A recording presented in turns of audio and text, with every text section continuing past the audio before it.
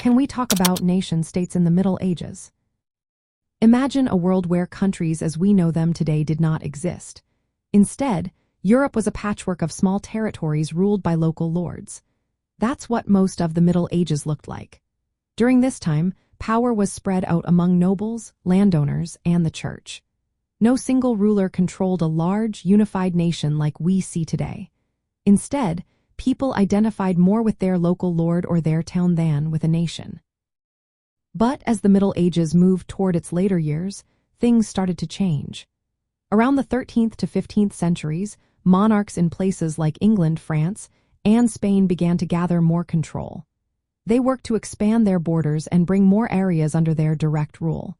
This was a big shift from the chaos of feudalism. Kings and queens started to centralize their power, making laws that applied across larger regions. They also worked to create a shared sense of identity through language, culture, and history. This process was helped along by the growth of trade and towns. Merchants wanted laws that made trading easier, so kings and queens had to make their rule more uniform.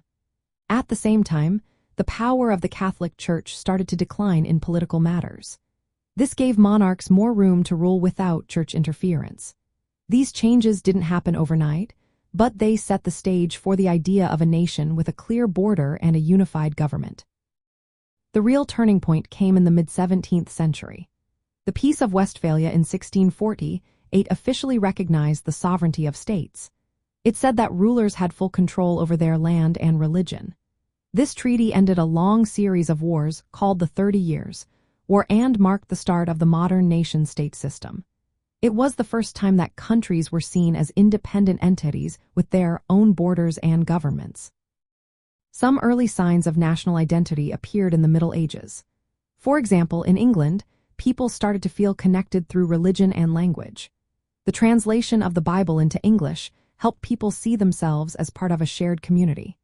People also fought to defend their land from invasions, which built a sense of pride and unity.